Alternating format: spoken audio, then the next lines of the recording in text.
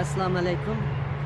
Ben bugün Türk Uçakları Başkanı Özlem Xanı ve hocası ile burada.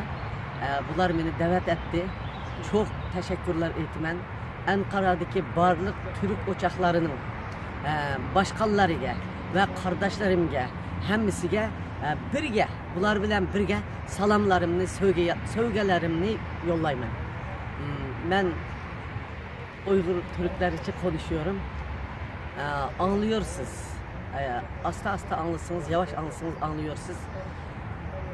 Doğu Türkistan'ın meselesi bilen bütün dünyanı geziyorum.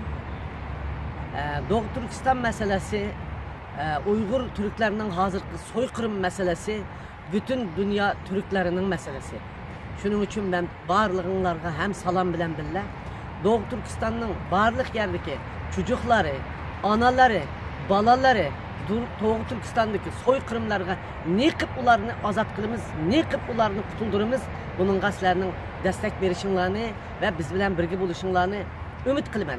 Yana meni Türkiye'ye sokuş için milyonlarca adamlarını imza atkızdınlar. Sizlerge çok teşekkürler etmen. Çünkü Doğu Türkistan kardeşlerinle her vakit destek çıktınlar. Şunun için ben sizlerge rahmet etmen ve salamla yollayın.